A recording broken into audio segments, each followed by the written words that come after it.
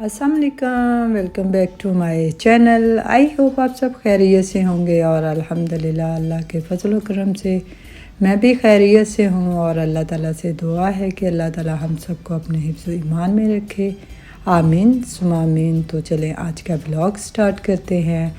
और आप सबको मेरी तरफ़ से एडवांस में रमज़ान की बहुत बहुत मुबारक हो। जैसा कि हम सबको पता है कि रहमतों और बरकतों वाला महीना आ रहा है, जिसकी हम बहुत ही पहले से तैयारियां करना शुरू कर देते हैं।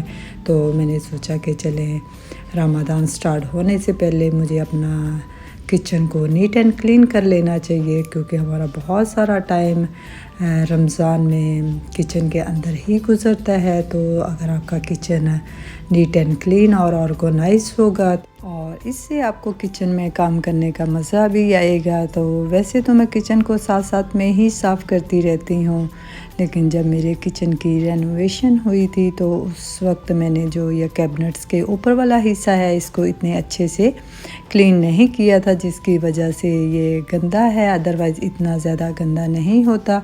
तो यहाँ सबसे पहले मैंने दीवारों को ब्रूम के साथ, जो कि स्पेशली मैंने सिर्फ ये जाले उतारने और दीवारों को साफ़ करने के लिए रखा हुआ है, इससे मैंने पहले अच्छे से जाले उतारे और फिर इसकी दीवारों को अच्छे से झाड़ा, ताकि जितना भी डस्ट है वो नीचे गिर जाए। तो यहाँ दीवारें साफ़ करने के बाद फिर मैंने जो शीट जहाँ बिछी हुई थी वहाँ पहले ड्राई कपड़ा लेके जितने भी डस्ट थी उसको इकट्ठा किया, और फिर एक गीला कपड़ा लेकर जहाँ दाग थे अच्छे से उनको साफ़ किया। इस हिस्से को अच्छी तरह साफ़ करने के बाद इस पर जो बिछी हुई शीट थी उसको भी मैंने अच्छे से वॉश किया था, क्योंकि वो बहुत गंदी थी, इसको गीले कपड़े से नहीं साफ़ कर सकती थी। और इसके बाद ये जो ऊपर ही प्लांट पड़े होते हैं तो इन पर भी बहुत ज़्यादा डस्ट थी। फिर इनको भी मैंने थोड़े टाइम के लिए सर्फ के अंदर डिप कर दिया था और फिर अच्छे से इसको मैंने वॉश करके धूप में रख दिया था, ताकि साथ साथ में ही मैं दूसरे काम करती जाऊं। और ये जब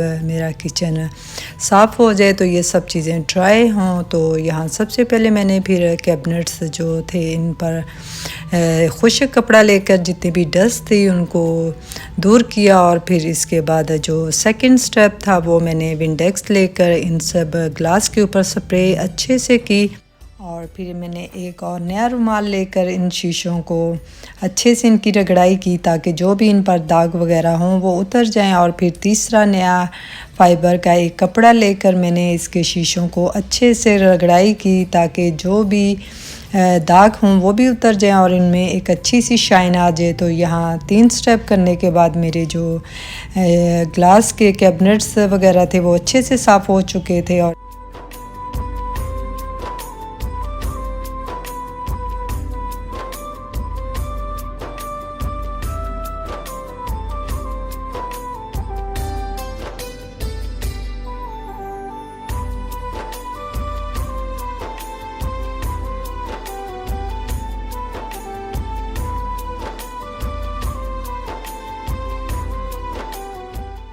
और अब जितना भी काउंटर टॉप पर सामान पड़ा हुआ था वो मैंने उठाकर कॉफ़ी टेबल पर रख दिया, क्योंकि अब मुझे ये जो अंदर वाले इनके शेल्फ थे वो साफ़ करने थे। ये जो फैंसी बर्तन थे ये एक्चुअली मेरा कोई वॉश करने का इरादा नहीं था, क्योंकि ये जब भी हम यूज़ करते हैं तो इस्तेमाल करने के बाद इनको वॉश करके ही रखते हैं। तो इसलिए मैंने सिर्फ यही सोचा था कि इनको निकाल कर इनकी शेल्फ़ को अच्छे से मैं साफ़ करके दोबारा इनको मैं वापस रख दूँगी। लेकिन फिर बाद में ये था कि अब मैंने काम स्टार्ट किया हुआ है तो चले इनको भी मैं एक दफ़ा वॉश कर देती हूँ, तो सारा किचन साफ़ हो जाएगा। तो यह मैंने जितने भी इनके अंदर बर्तन थे वो सब मैंने निकाल लिए थे।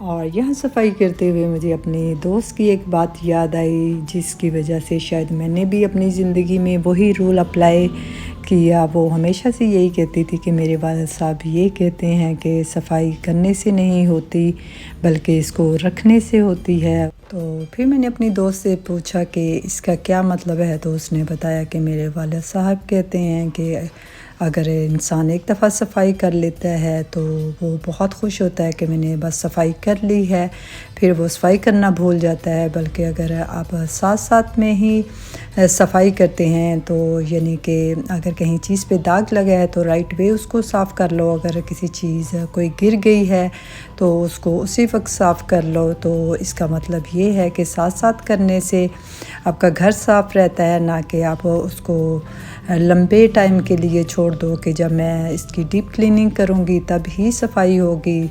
तो ये बात सच में मुझे ख़ुद भी अच्छी लगी और मैं अपनी ज़िंदगी में यही मेरे लिए भी आसानी होती है कि मैं कोई भी चीज़ वो उसको कोशिश करती हूँ कि साथ साथ में कर लूँ, जो कि मेरे लिए बहुत इजी हो जाती है। क्योंकि जब हम इस कोई भी चीज़ है उसको ये सोचकर छोड़ देते हैं कि जब मैं डीप क्लीनिंग करूँगी तब ही करूँगी, तब आप बहुत ज़्यादा थक भी जाते हैं और काम भी मुश्किल लगता है। तो इसलिए कोशिश किया करें कि जो भी काम हो वो साथ साथ में ही कर लिया करें। और यहाँ मैंने कैबिनेट्स को बर्तनों से खाली कर लिया था और फिर एक ड्राई कपड़ा लेके इसको डस्ट वगैरह इसकी साफ़ की और फिर विंडेक्स से इनको स्प्रे करके इनकी अच्छे से सफाई की। तो इस तरह ये मेरे कैबिनेट्स वगैरह भी साफ़ हो चुके थे। और मैंने एक पैटर्न से ही किचन का स्टार्ट किया था, क्योंकि सबसे पहले मैंने वॉल्स को यानी ऊपर से नीचे की तरफ सफाई की। सबसे पहले मैंने वॉल्स को अच्छे से झाड़ा, फिर इसकी ऊपर वाली शीट वगैरह साफ़ की और फिर मैंने इसके कैबिनेट्स वगैरह के ग्लास वगैरह साफ़ किए। और अब मैं अंदर से इनकी सफाई कर रही थी। और यहाँ मैंने बर्तनों को धोना स्टार्ट कर दिया था और सब बर्तनों को मैंने सिंक के अंदर रख कर इस पर पानी छोड़ दिया था ताकि जो भी डस्ट हो इसकी उतर जाए। और फिर मैंने एक साबुन वाला कपड़ा लेकर स्पंज से अच्छे से इनको साफ़ करके साइड पर रखती जा रही थी। जब मैंने सबको सर्फ वगैरह लगा लिया था तो फिर मैंने पानी खोल कर मैंने इनको अच्छे से वॉश करके ड्राई होने के लिए एक साइड पर मैंने उल्टा रख दिया था। और यहाँ देखने में तो बहुत ही थोड़े बर्तन थे, लेकिन जब आप करना स्टार्ट कर देते हो तो बहुत ज़्यादा बर्तन थे। लेकिन माशाल्लाह से मुझे सच कहूँ तो बहुत अच्छा लगता है कि मैं ख़ुद ही काम करूँ या तो वो मेरे साथ बंदा काम करे जिसको समझ हो। इसलिए मेरी कोशिश होती है कि मैं अपने तरीके से ख़ुद ही करूँ। हालांकि यहाँ मेरी हेल्पर भी आई हुई थी, वो कह रही थी कि मैं आपकी कोई हेल्प कर दूँ। मैंने कहा कि आप सिर्फ अपना ही काम करो, मेरे जो काम किचन का है वो मैं ख़ुद ही देख लूँगी। और जो मेरी पुरानी हेल्पर थी उसने मेरे घर में तकरीबन 6-7 साल काम किया था और वो माशाल्लाह से इतनी एक्सपर्ट थी और उसको हर चीज़ का पता था कि रेगुलर क्लीनिंग कैसे करनी है और डीप क्लीनिंग कैसे करनी है। जब वो होती थी तो मुझे बिल्कुल भी नहीं टेंशन होती थी, चाहे मैं उसके साथ काम करूं या ना करूं। इवन कि वो इतनी एक्सपर्ट थी कि उसे मेरे हर घर की चीज़ का पता होता था। वो सर्दियों गर्मियों के कपड़े और बिस्तर वगैरह वही रखती और निकालती थी। और इवन मेहमानों के आने पर सारे घर को वो ख़ुद ही मैनेज करती थी। मैं सिर्फ कुकिंग वगैरह ही करती थी और मेहमानों के जाने के बाद एक्स्ट्रा जितने भी काम थे माशाल्लाह से वो खुद सारे ही मैनेज कर लेती थी। और मेरी जो न्यू वाली हेल्पर है ये मैं पहले भी बता चुकी हूँ कि ये अभी रिसेंटली उन्होंने घरों में काम करना स्टार्ट किया है, तो उन्हें उस तरीके से काम करना नहीं आता और थोड़ी एज की भी हैं, तो इसलिए मैं ज़्यादा काम इन्हें कहती नहीं हूँ। और अब व्लॉग की तरफ आते हैं तो यहाँ मैं तकरीबन थक चुकी थी और मुझे भूख भी लगी हुई थी, लेकिन मैंने यही कहा था कि काम कंप्लीट करने के बाद ही मैं खाना वगैरह खाऊंगी। तो यहाँ मैंने एक चॉकलेट लेकर तो वो खाई और 5-10 मिनट की मैंने ब्रेक ली थी और फिर इसके बाद मैंने काम स्टार्ट कर दिया था। और सबसे पहले मैंने शीट जो वॉश की हुई थी ये मैंने ऊपर कैबिनेट्स के ऊपर डाली और फिर ये जो प्लांट्स थे इनकी जो मिट्टी थी ये मैं इसलिए डालती हूँ क्योंकि थोड़ा पौधे का बैलेंस हो सके, क्योंकि ये मुझे ऊपर रखने होते हैं, ये ना हो कि ये गिर जाएं तो बार बार इसको सेट करना थोड़ा मुश्किल होता है। इसलिए मैं इसमें थोड़ी मिट्टी डालकर रख देती हूँ। तो यहाँ अब ये मिट्टी थोड़ी सख्त हो चुकी थी, मैंने इसकी थोड़ी खुदाई की और इसमें पौधा सेट करके इसमें पानी डाल दिया ताकि ये मैनेज हो सके। और इसके बाद मैंने इसको ऊपर रख दिया था और इसके बाद जितने भी बर्तन मैंने वॉश किए हुए थे उनको ड्राई करके ग्लास, कप और जितनी भी चीज़ें जो जहाँ जहाँ रखने वाली थी वो सारी मैंने इनके कैबिनेट्स के अंदर रखी।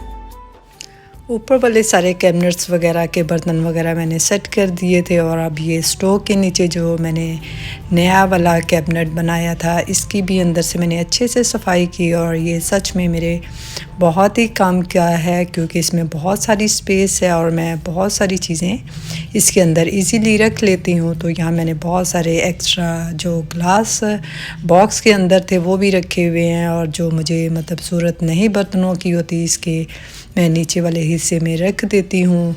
तो ये काफ़ी अच्छी मुझे एक स्पेस मिल गई है। तो अब मैंने कहा कि माइक्रोवेव वगैरह साफ़ कर लेती हूँ। वैसे तो मैं इसमें अपने तरीके से जब साफ़ करती हूँ तो एक बॉल में पानी लेकर उसमें थोड़ा सा लेमन और लिक्विड डिटर्जेंट वगैरह डालकर इसको 2-4 मिनट का माइक्रोवेव करती हूँ। जब उसके अंदर अच्छे से स्टीम बन जाती है तो वो काफ़ी इजी से सारा उसका गंद वगैरह रिमूव हो जाता है। लेकिन अभी रिसेंटली ही मैंने कुछ दिन पहले इस तरह से साफ़ किया था तो इसलिए मुझे इतनी ज़्यादा ज़रूरत नहीं थी कि मैं इसको ज़्यादा डीप क्लीन करूँ। तो जस्ट मैंने इसको सर्फ़ का कपड़ा लेकर अच्छे से साफ़ किया और फिर एक सादा कपड़ा लेकर इसका सर्फ़ वगैरह साफ़ किया।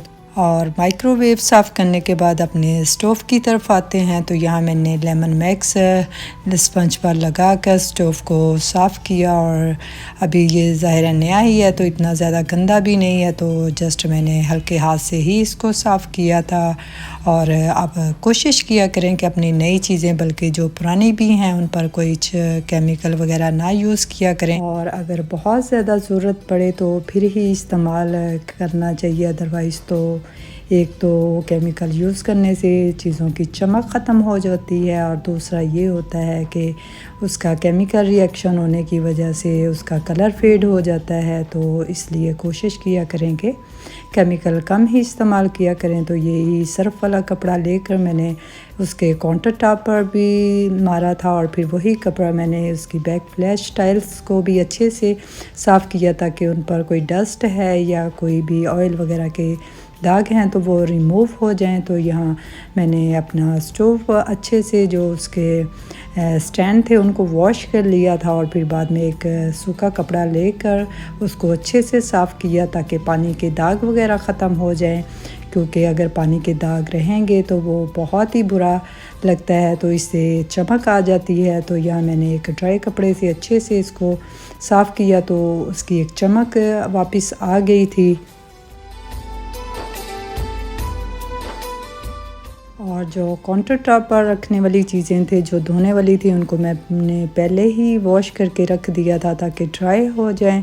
और फिर जो साफ़ करने वाली थी गीले कपड़े से मैंने वो साफ़ करके वापस उसके काउंटर टॉप पर रख दी थी। और अब तकरीबन मेरा जो किचन था ये सारा अच्छे से नीट एंड क्लीन हो चुका था। और अब बारी थी फ्रिज की। ये एक्चुअली बहुत ज़्यादा गंदी नहीं है, ज़रा भी नहीं आई है। तो मुझे इसका ये फ़ायदा है कि जो इसके ग्लास वाले शेल्फ्स हैं इनसे काफ़ी इजी से सफाई हो जाती है। तो इसलिए मैंने पूरा वाला तो नहीं साफ़ किया था, बस मैंने एक गीला कपड़ा लेके पहले उसको साफ़ किया। जो उसका उस पर गंद वगैरह था वो उतर गया। फिर मैंने एक विंडेक्स स्प्रे करके इसको इसके कपड़े से साफ़ किया तो ये तकरीबन बहुत अच्छे से साफ़ हो गया था। और अब मैंने बाहर वाली साइड पर थोड़ा सा विंडेक्स स्प्रे करके उसको मैंने अच्छे से साफ़ कर दिया था। और एंड में अब ये इसके लास्ट वाले जो कैबिनेट्स थे नीचे वाले, उनको मैंने गीला कपड़ा खाली करके ही मारा था, तो उनमें काफ़ी अच्छे से